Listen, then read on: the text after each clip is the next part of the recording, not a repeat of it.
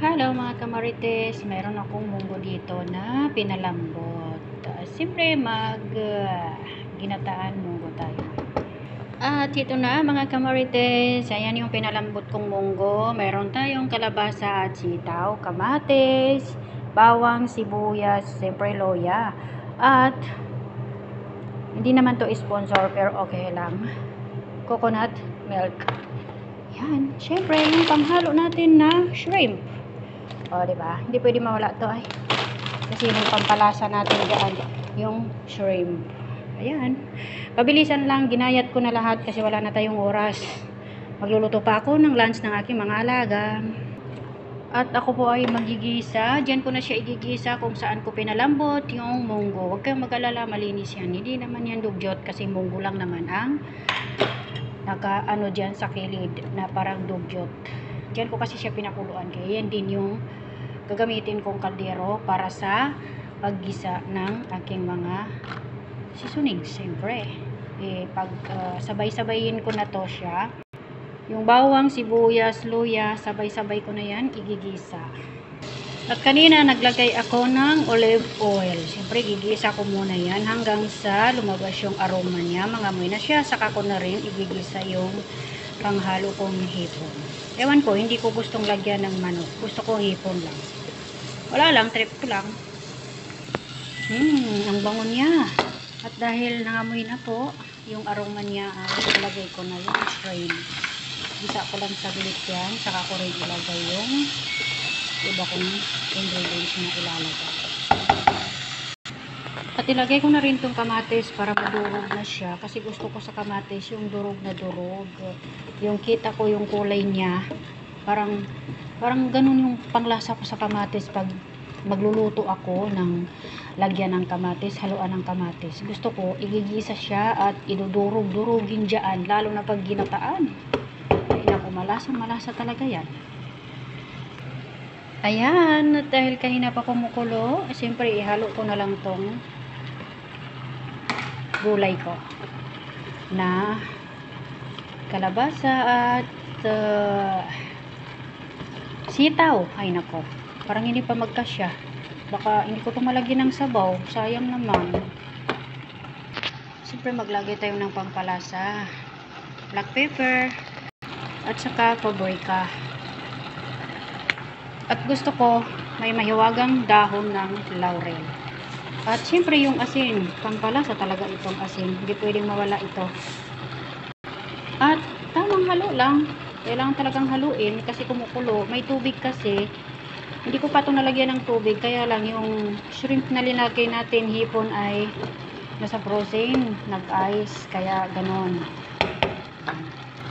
At siguro pwede ko na rin itong ihalo itong munggo na pinalambot ko. At alam niyo na mga kamarites, hindi ito mawala sa aking recipe. Ang sili, siyempre, hindi ako makakain na walang kasili-sili. Fresh pa yan. Galing sa kabilang bahay, galing sa kapitbahay, ay charot. At ngayon ako maglalagay ng kaunting tubig lang, pampakulo lang doon sa kulay na mapalambot lang niya saglit. Maglalagay din ako ng kalahating chicken cubes. Dagdag pampalasa. At hindi ko rin alam ba't ako maglalagay ng cinnamon stick. Masarap kasi yan sa mga niluluto at syempre may gamot din yan. Ay ano ba yun? May gamot. Syempre may vitamins din yun. Kumbaga. Kanina pa siya kumukulo mga kamarites. Syempre habol ko pala ito. Naisipan ko na haluan din ng okra. Kaya lang naka-frozen siya, hindi siya fresh, pero okay lang. Naubos na kasi yung fresh okra ko na pinabili ko sa amo ko. Kasi masarap yan pag may okra, lalo na pag ginataan, diba? Ayan, medyo lumalambot-lambot na yung kalabasa at maya-maya mga 3 minutes lang to pakuluan ko. Ng 3 minutes ay gataan ko na yan.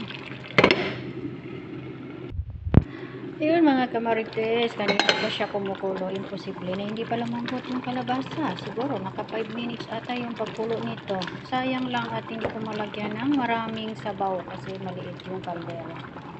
Ako lang kasi yung kakain nito. Nalagyan ko na siya ng coconut milk. para mas lalong sumarap. Diba? Hindi ko to ilalagay lahat. Ano ba yun? Magtitipid ba?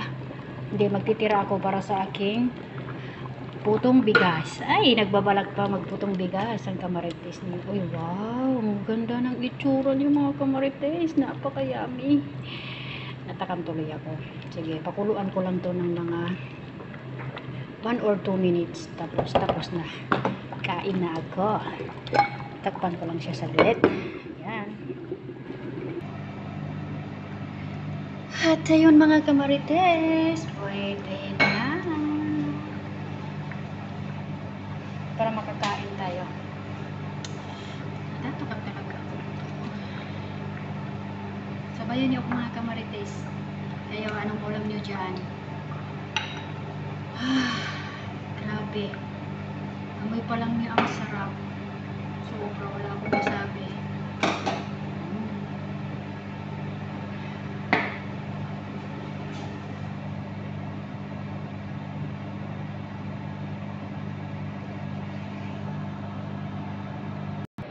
Ayan, siyempre nagpainit ako ng kanin.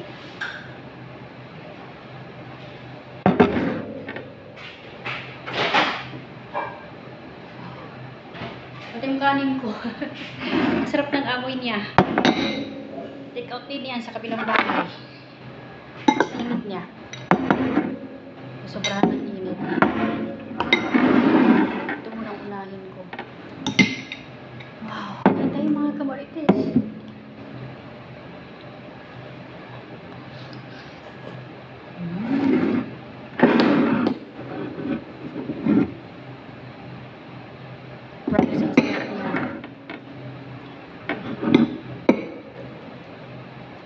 Tapos kalabasa. Alam mo yung gusto ko sa kalabasa? Yung dinudurog-durog ko siya sa kanin. Tapos pinaghahalo-halo ko siya sa kanin. Kaya gusto ko malambot yung kalabasa as in overcook. As in luto na. Parang ganito ba o? Diba? Tapos nagpukulay yellow na yung kanin. Pag puti yung kanin mo kasi yung rice ko yun parang nagpukulay pa na yellow. Yan.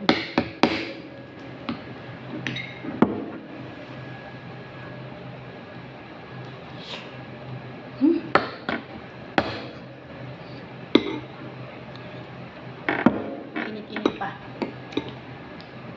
Kain muna ako mga kamalatis. Bye-bye. Thank you for watching.